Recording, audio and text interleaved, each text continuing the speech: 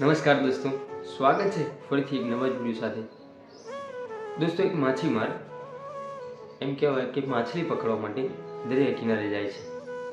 એને માછલી પકડવાનો બહુ અનુભવ નહીં, પરંતુ એ માછલી પકડવા પોતાની નાની એવી નાવ, પોતાની નાની બોટ લઈ અને દરિયા કિનારે જાય છે।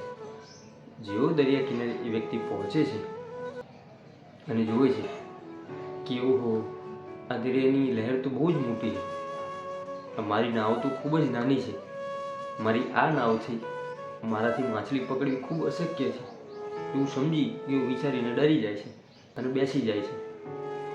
ત્યાં સામે જ એક માછીમાર પોતાની નાની નાવડીથી દરિયાની મોટી મોટી લહેરોમાં એમ કહેવાય કે ઝઝૂમતો માછલી પકડતો હોય છે।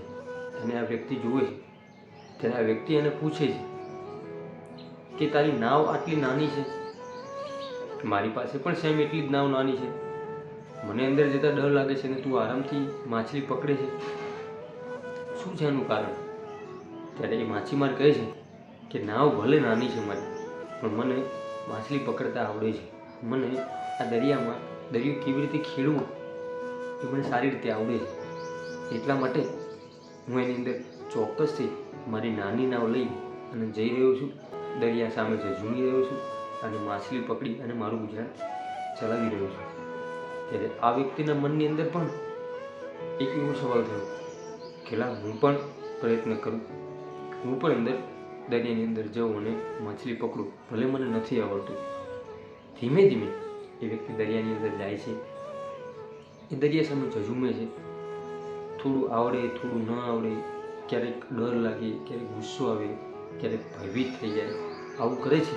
પરંતુ ધીમે ધીમે જ્યારે એના મનમાંથી એક ડર નીકળી જાય છે દરિયાનો, એક એમ કહેવાય કે એના મનની અંદર જે સંકોચ હોય છે એ નીકળી જાય છે, પછી એ રેગ્યુલર હંમેશા અન્ય લોકોની જેમ પોતે દરિયો ખેડવા લાગે છે અને પોતે પોતાનું ગુજરાન માછલી પકડીને પૂરું કરે છે।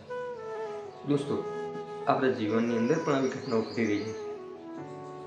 આપણી પાસે નાવ છે, ભલે નાની કે મોટી નાવ છે, આપણે નાવ લઈને જઈએ છીએ અને જિંદગીની મોટી મોટી લહેરો જોઈ અને આપણે ડરી જઈએ છીએ, બેસી જઈએ છીએ અને એનો સામનો કરતા નથી। દોસ્તો, જિંદગી પણ દરિયા જેવી છે, એમાં આપણે આપણી નાની નાવ લઈ અને ઝઝૂમવું પડશે, એની સામે એને ટક્કર આપવી પડશે। જો આપણે ડરીને બેસી જઈશું તો જીવનની અંદર આપણે ક્યારેય આ જીવનરૂપી દરિયો શક્યતા જ નથી કે ખેડી શકશું। આપણે જીવનમાંથી ડર નીકાળી જિંદગી સામે ઝઝૂમીએ, યોગ્ય પ્રયત્ન કરીએ, યોગ્ય માર્ગદર્શન લઈએ। જ્યારે કોઈ વસ્તુમાં આપણે અટવાયા હોય, જ્યારે કોઈ વસ્તુમાં આપણી ભૂલ હોય, ત્યારે નિષ્ણાતોને પૂછીએ, વડીલોની સલાહ લઈએ, પરંતુ ડરીને બેસી જવા કરતાં એ જિંદગીની નાવમાં બેસી અને જિંદગીના એમ કહેવાય કે આ દરિયાને મુશ્કેલથી મુશ્કેલ દરિયો એને ખેડીએ, એની સામે ઝઝૂમીએ, એની અંદર સુખેથી જીવન જીવતા આપણે જો શીખી જઈએ તો સમજી લેવું કે આપણી પણ આ ભગવાનને મનુષ્ય અવતાર આપ્યો છે એ નાવડી એમ કહેવાય કે જીવનરૂપી દરિયામાંથી ચોક્કસ પાર થઈ જશે। દોસ્તો, આ વિડીયો ભલે નાનો છે, વિડીયો ભલે ટૂંકો છે, પરંતુ વિડીયોનો સાર ખૂબ જ મોટો છે। આવા જ બીજા સરસ મજાના વિડીયો જોવા માટે આપણી યુટ્યુબ ચેનલ હું અને મારી વાતોને સબસ્ક્રાઈબ કરજો। દોસ્તો, ફરીથી મળીશું એક નવા જ વિડીયો સાથે, ત્યાં સુધી દરેક દોસ્તો, દરેક મિત્રને મારા જય સીતારામ।